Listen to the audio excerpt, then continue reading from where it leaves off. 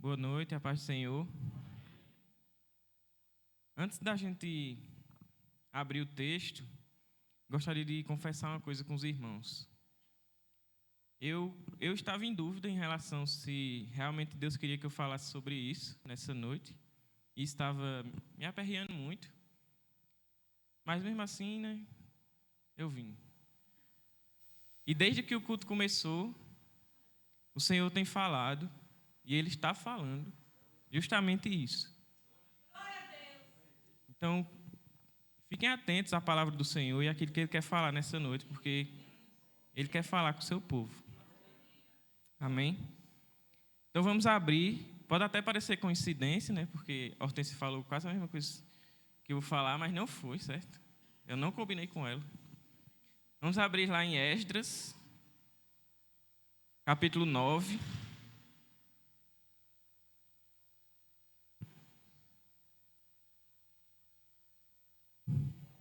Esdras é depois de 2 Crônicas, em capítulo 9. Nós vamos ler a partir do versículo 6.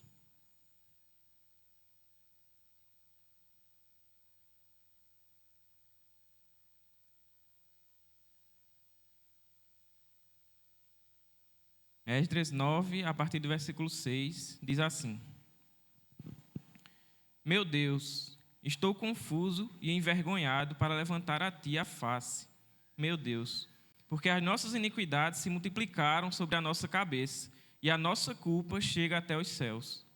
Desde os dias de nossos pais até hoje, estamos em grande culpa, e por causa das nossas iniquidades, nós, os nossos reis e os nossos sacerdotes, fomos entregues aos reis de outras terras, à espada, ao cativeiro, ao roubo e à vergonha, como hoje se vê. Agora, por um breve momento, se manifestou a graça do Senhor, nosso Deus, deixando que alguns escapassem, dando-nos estabilidade no seu santo lugar. Assim, iluminaste os nossos olhos, ó nosso Deus, e nos deste um pouco de vida em meio à nossa servidão. Porque éramos escravos, mas o nosso Deus não nos abandonou em nossa servidão. Pelo contrário, estendeu sobre nós a sua misericórdia, e achamos favor diante dos reis da Pérsia, para revivermos, para levantarmos o templo do nosso Deus, para restaurarmos as suas ruínas e para nos dar um muro de segurança em Judá e em Jerusalém. Agora, ó nosso Deus, que diremos depois disso? Pois deixamos os teus mandamentos, que ordenaste por meio dos teus servos, os profetas, dizendo: a terra em que vocês estão entrando, para dela tomar posse, é terra impura, por causa da impureza dos seus povos, por causa das coisas abomináveis com que, na sua corrupção, eles encheram a terra de uma extremidade à outra. Por isso, não deem as suas filhas em casamento aos filhos deles, nem escolham para os seus filhos mulheres do meio das filhas deles. Jamais procurem a paz e o bem desses povos, para que vocês sejam fortes e comam o melhor da terra, e a deixem como herança aos filhos de vocês para sempre. Depois de tudo que nos aconteceu por causa das nossas más obras e da nossa grande culpa, vendo que tu, ó nosso Deus, nos tem castigado menos do que merecem as nossas iniquidades, e ainda nos deste esse restante que escapou, será que poderíamos voltar a transgredir os teus mandamentos e unir em casamento com os povos que praticam essas abominações? Não te indignarias contra nós ao ponto de nos destruires completamente, sem que houvesse nenhum remanescente, nem alguém que escapasse? Ó Senhor, Deus de Israel, tu és justo, pois somos o restante que escapou, como hoje se vê. Eis que estamos diante de ti com a nossa culpa, porque não há ninguém que possa estar na tua presença por causa disto. Amém? Vamos orar. Pai, nos ajude, Senhor, nessa noite a compreender tua palavra, Senhor. Que teu Espírito Santo fale, Senhor, aos nossos corações, e que saímos daqui, Senhor, diferentes, Senhor, por termos sido impactados pela tua palavra. Tem misericórdia, Senhor, de mim, me ajude nessa noite, em nome de Jesus. Amém. Então, esse texto, ele é uma oração de Esdras, e essa oração aconteceu em um certo período. Depois de todo o pecado de Israel, do povo de Israel, eles foram levados para o cativeiro babilônico, como vocês sabem. Lá eles passaram 70 anos escravos, lá dentro da Babilônia. E para que se cumprisse o que foi dito pelos profetas, depois desses 70 anos, um homem chamado Ciro derrotou a Babilônia, derrotou o Império Babilônico, trouxe o Império Persa e libertou o povo judeu para o povo judeu voltar para Jerusalém, reconstruir a cidade e o templo. A gente vê isso, por exemplo, lá em Isaías, não precisa abrir, eu vou ler aqui, que Isaías, cerca de 200 anos desse acontecimento, ele profetizava, dizendo o seguinte, lá em Isaías 44, no final, ele diz assim: eu digo a respeito de Ciro, ele é meu pastor e cumprirá tudo que lhe agrada, tudo que me agrada. Digo também de Jerusalém, será edificada, e do templo, seus alicerces serão lançados. Assim diz o Senhor ao seu ungido, a Ciro, a quem tomo pela mão direita, para submeter as nações diante dele, para desarmar os reis e para abrir diante dele os portões que não se fecharão. Eu irei adiante de você, endireitarei os caminhos tortuosos, quebrarei os portões de bronze e despedaçarei as trancas de ferro. Darei a você os tesouros escondidos e as riquezas encobertas, para que você saiba que eu sou o Senhor, o Deus de Israel, que o chama pelo seu nome. Por amor ao meu servo Jacó e de Israel, meu escolhido, eu o chamei pelo seu nome e lhe dei um título de honra, mesmo que você não me conheça. Cerca de 200 anos antes, Deus fala pelo profeta Isaías e dá o nome, Ciro.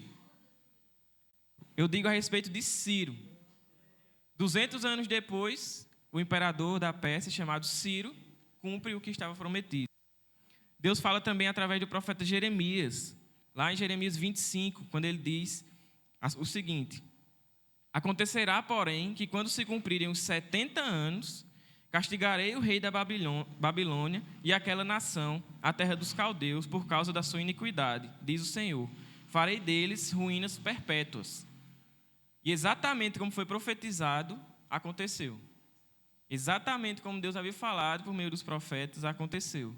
O imperador da Pérsia, chamado Ciro, poderia ser qualquer outro nome, mas o nome era Ciro, porque Deus tinha dito que era Ciro. Então, um homem chamado Ciro derrotou a Babilônia, e a forma como ele derrotou a Babilônia é uma coisa incrível, que parece coisa de filme, mas foi o que aconteceu. Ele derrotou a Babilônia e libertou o povo. Libertou o povo porque Deus estava usando ele, como ele diz lá em Isaías, mesmo que Ciro não conhecesse a esse Deus, Deus estava usando ele. Isso nos mostra que Deus, ele é soberano, porque ele está no controle da história.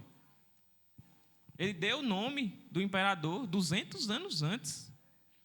Ele disse que 70 anos, passados 70 anos, o Império Babilônico iria cair. E aconteceu exatamente como ele tinha dito. Deus é soberano. Isso também mostra que Deus é misericordioso. Quando fala lá em Isaías, por exemplo, ele diz que por amor do meu servo Jacó e Israel, por amor do seu povo, foi que ele fez essa promessa. E pela sua misericórdia, ele cumpre. Por amor ao seu povo, ele liberta o seu povo. E também mostra que Deus é fiel, que ele cumpre o que diz. Aquilo que ele falou, ninguém apaga, ninguém desfaz. O que ele falou está falado, e ele cumpre. E durante o Império Persa, depois que Ciro derrotou a Babilônia e fez o Império expandir, houveram outros reis, teve o Imperador Dário, e chegou no reinado do Imperador Artaxerxes, durante o reinado desse Imperador Artaxerxes, foi que surgiu esse homem chamado Esdras, que a gente leu, que é o autor desse livro, de Esdras. E esse homem, Esdras, ele era judeu, ele era um escriba, tinha um conhecimento muito profundo da lei, conhecia a palavra do Senhor. Ele também era descendente de Arão, ou seja, era sacerdote. Então, era alguém que realmente conhecia a Deus, conhecia a palavra do Senhor e zelava por isso. E ele escreve esse texto. E nessa ocasião, do capítulo 9, que nós lemos, Esdras pede ao imperador Artaxerxes para ir a Jerusalém, e o imperador permite. E ele vai a Jerusalém. Chegando em Jerusalém, ele passa um tempo e ele é informado por alguns homens lá de Israel de que líderes do povo e homens do povo, dos judeus que haviam ali, estavam se misturando com os povos pagãos, com os ímpios, que era justamente uma ordenança que Deus tinha dado que eles não deveriam fazer. E eles estavam fazendo. Eles estavam se misturando, eles estavam dando suas filhas a casamento, eles estavam se casando com mulheres ímpias. E Esdras, ao ouvir isso, ele fica indignado, ele fica entristecido. E nos versículos iniciais do capítulo 9 diz que ele fica muito triste, ele rasga as suas vestes, que é um sinal de luto, de arrependimento. Ele arranca os cabelos, ele arranca pelos da barba. Então, isso tudo mostra a indignação de Esdras. E então, Esdras ora ao Senhor.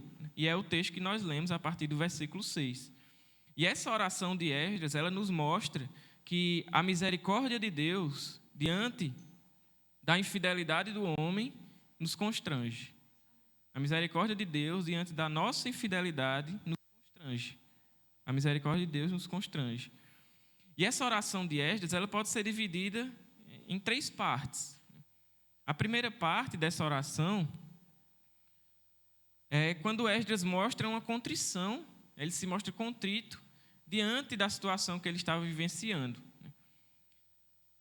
A gente vê isso nos versículos 6 e 7, quando ele fala que ele começa a sua oração e ele diz: meu Deus, estou confuso, envergonhado para levantar a ti a face, porque nossas iniquidades se multiplicaram. Aí ele fala: desde o dia dos nossos pais estamos em grande culpa. Então ele se apresenta contrito diante de Deus, com o coração realmente humilhado e envergonhado, é o que ele fala. Ele diz que não tem nem coragem de levantar a cabeça diante de Deus, porque ele está com muita vergonha por causa do pecado. Isso era o sentimento de Esdras. E nós, muitas vezes, aqueles que temem a Deus, aqueles que amam a Deus, quando pecamos, nos sentimos assim, envergonhados. Muitas vezes não temos nem a coragem de levantar a cabeça, como Esdras fala, e orar diante de Deus. Não queremos vir à igreja, não queremos... É como se a gente quisesse fazer como Adão e Eva, se esconder da presença de Deus. É como se a gente quisesse colocar folhagens sobre as nossas vergonhas, como se isso resolvesse alguma coisa. Só que isso não resolve nada. O sentimento de Esdras, mesmo envergonhado e humilhado, foi de orar a Deus. Foi de se apresentar diante de Deus, contrito e arrependido. E esse também deve ser o nosso sentimento. Quando pecamos, infelizmente ainda pecamos, não como uma prática mais, não como escravos do pecado, mas como tropeços, como acidentes. Quando caímos, essa vergonha que surge em nosso coração deve dar lugar ao arrependimento, deve dar lugar a nós nos colocarmos contritos na presença de Deus, em oração a Deus, pedindo perdão ao Senhor pelos nossos pecados, não querendo justificar os seus atos, não querendo se esconder de Deus, mas se arrepender diante do Senhor. Foi isso que Esdras fez. E a Bíblia nos ensina que Deus ele é rico em perdoar. E quando diz que ele é rico em perdoar, significa que ele dá o seu perdão de bom grado para aqueles que se arrependem. Aqueles que se arrependem e realmente se apresentam contritos, como Esdras, Deus concede perdão. Então, se isso acontecer conosco, se a vergonha pelos nossos pecados vier sobre nossas vidas, que venhamos a nos arrepender e pedir perdão a Deus, Ele perdoa. Existe um pré-reformador, John Huss, que ele diz que se você se coloca de joelhos diante de Deus e pede perdão pelos seus pecados, arrependido, pode ter certeza que você vai se levantar perdoado, porque Deus perdoa. Isso se houver arrependimento, porque Deus também conhece os corações.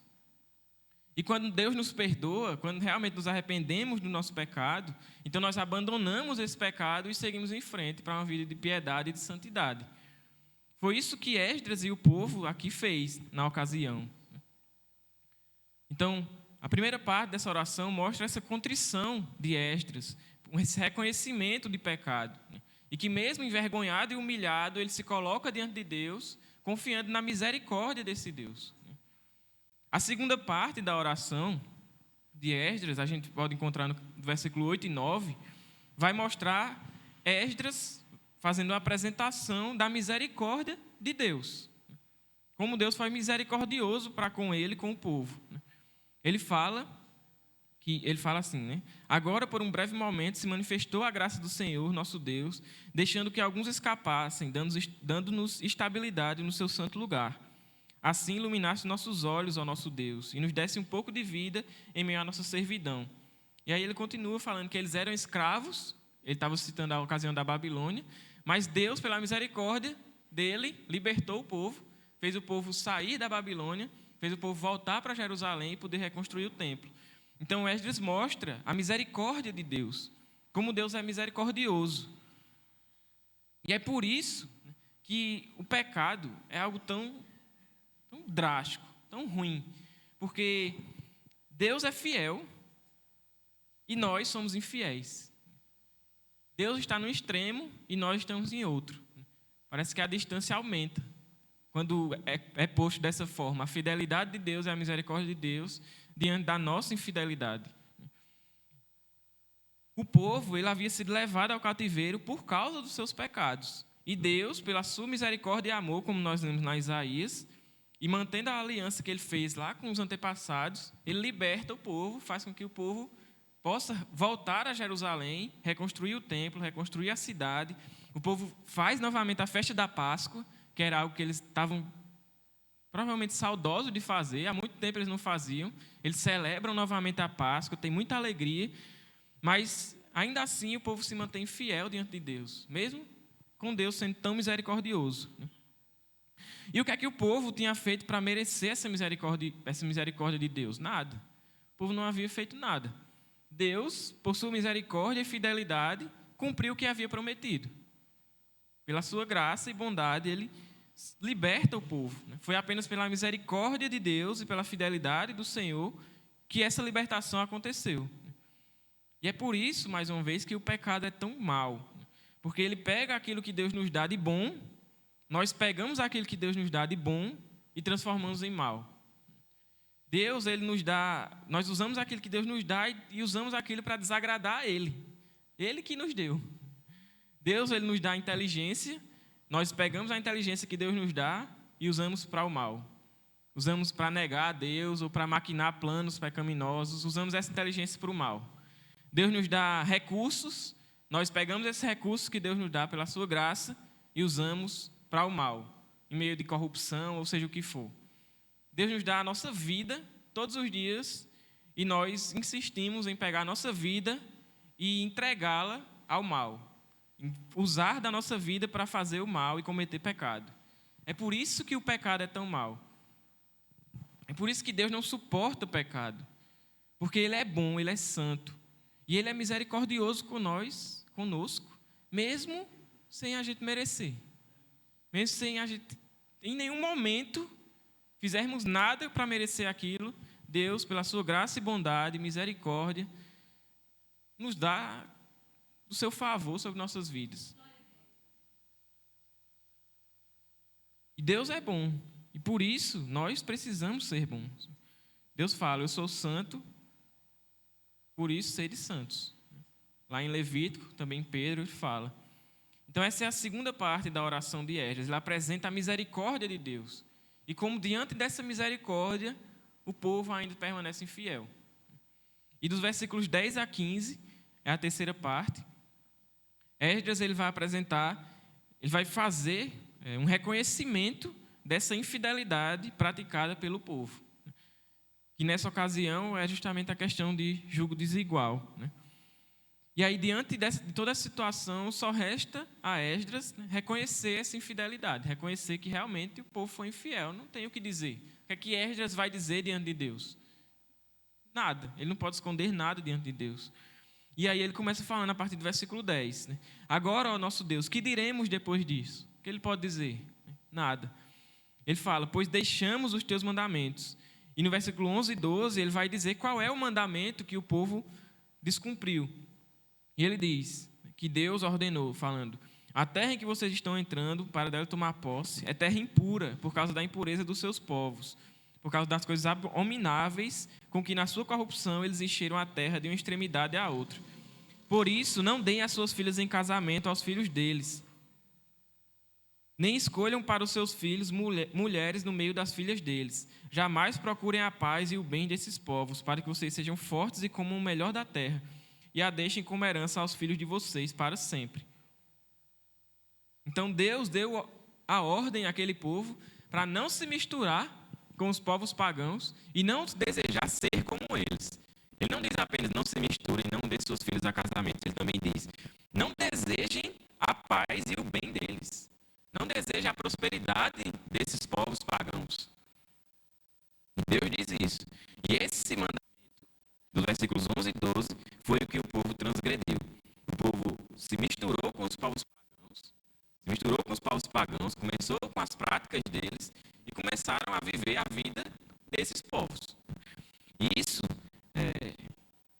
eles foram infiéis, mesmo diante da grande misericórdia de Deus, libertando eles do Império Babilônico. E esse é um dos grandes problemas da igreja atual. A igreja ela está se misturando com o mundo. A igreja está procurando os bens e a prosperidade do mundo. A igreja está fazendo aquilo que Deus falou para que o seu povo não fizesse. E nós estamos fazendo. Nós estamos deixando o mundo entrar na igreja. Nós estamos deixando o mundo influenciar a igreja, ao invés de nós influenciarmos o mundo. O que a gente tem visto é cada vez pregações cada vez mais centradas no homem, centradas em prosperidade. Cada vez menos se fala de pecado e de Deus, de arrependimento e da obra de Cristo. Cada vez mais costumes mundanos têm sido colocados na igreja e pessoas que se dizem cristãs têm aderido a costumes mundanos e querendo se justificar por causa disso, com esses costumes, e querendo permanecer na comunhão com a igreja, com o corpo de Cristo, mesmo comungando ao mesmo tempo com o mundo. Isso não existe, isso não pode existir. Deus, ele é muito misericordioso para conosco. Nós vimos aqui, a gente vê aqui no texto como Deus foi misericordioso com o povo, e nós vimos aqui hoje, Deus sendo misericordioso conosco hoje, com pessoas aqui dando testemunho, de que Deus foi misericordioso com cada um deles. E por que nós temos sido assim? Isso acontece quando nós tiramos os olhos de Cristo e olhamos para o mundo. Quando nosso foco agora não é mais Cristo, mas sim o mundo. E aí nós esquecemos dele, do seu reino, e nós amamos o mundo. Isso não pode ser assim. Não podemos pegar a vida que Deus nos dá, a graça que Deus tem nos dado dia após dia e usá-la para desagradar a esse Deus. A gente não pode fazer isso. A vida que temos foi Deus que nos deu. E que direito nós temos de pegar essa vida que Deus nos deu e usá-la para desagradar a esse Deus? Nenhum. Isso é pecado. Ele tem sido muito bom para conosco, muito mais do que nós merecemos. E como Esdras diz aqui em sua oração, ele tem nos dado, muitas vezes ele nos castiga muito menos do que realmente merecemos. Isso é misericórdia do Senhor sobre nossas vidas. Então por quê? E ele deu a sua vida por nós. O que mais queremos? Cristo deu a sua vida por nós. Por que nós hesitamos tanto em dar a nossa vida para ele? Por que isso? Depois de tudo isso, depois dessa oração de Esdras, e se a gente for continuar lendo o livro, o capítulo 10, a gente vai ver que o restante do livro ele revela que o povo, diante da oração de Esdras, se reuniu ao redor dele, se arrependeu dos seus pecados. Os homens começaram a despedir suas esposas e filhas, que eram de outras nações, que eram pagãs. E assim, quando a gente lê, parece uma atitude simples. Eles despediram suas esposas e filhos e pronto. Mas se a gente for parar para pensar, eles despediram suas esposas e filhos. Isso não é uma atitude fácil. Quem aqui diante do Senhor, se o Senhor chegasse e dissesse, deixe seu marido e seus filhos, iria facilmente, tá bom, vou deixar meu marido e meus filhos e... Não é uma atitude fácil. Não é uma decisão fácil a se tomar. Mas o arrependimento daqueles homens, o avivamento que aconteceu naquele lugar foi tão grande que eles tomaram aquela atitude, por amor a Deus. Porque era necessário que, por amor a Deus, o povo se mantivesse santo.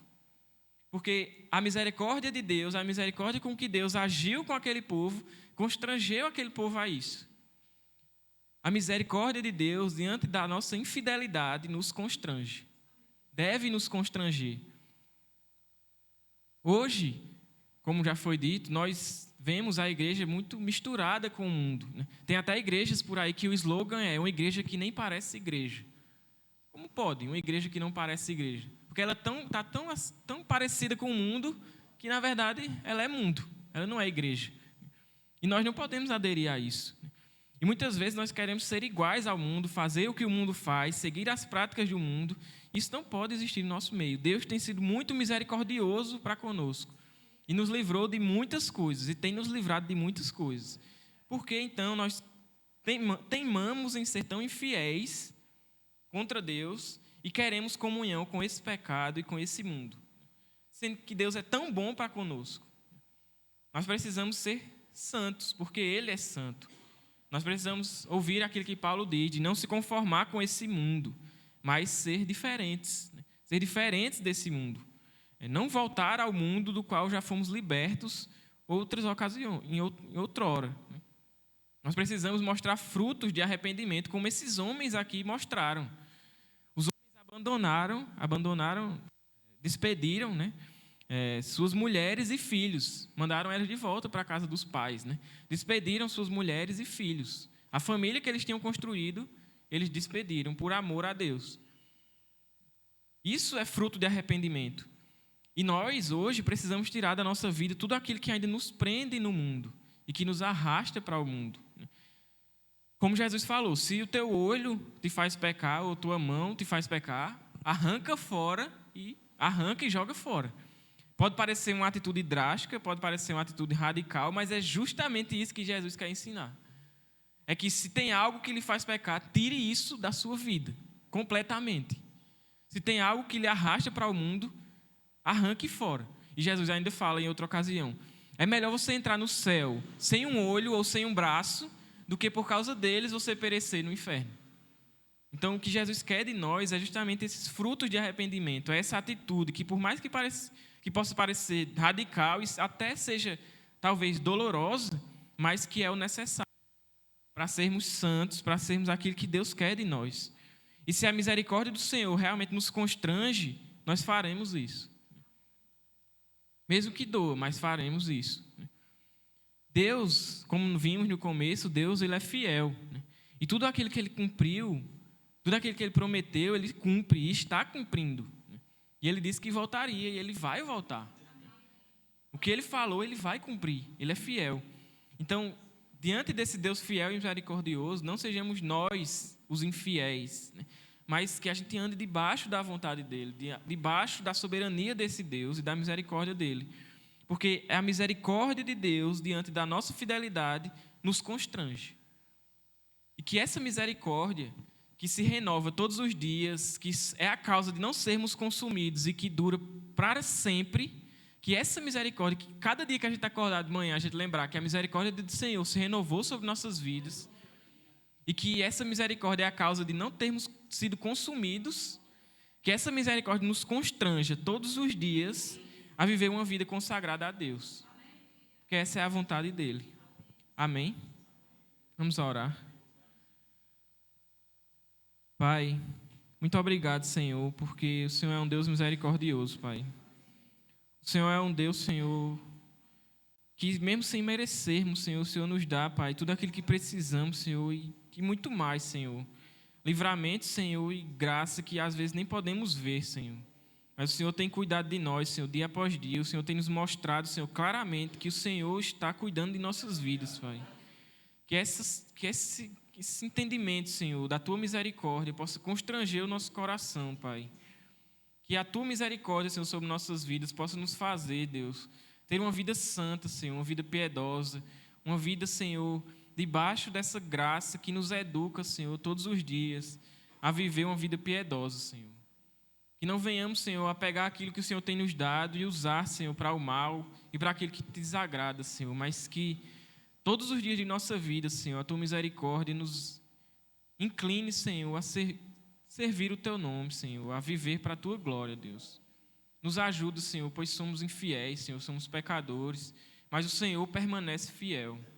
E o Senhor é misericordioso, e a tua misericórdia dura para sempre, Senhor. Muito obrigado, Senhor, por isso. Fala, Senhor, aos nossos corações e nos constranja, Senhor, a viver para a tua glória. É isso, Senhor, que te pedimos, Senhor, em nome de Jesus. Amém.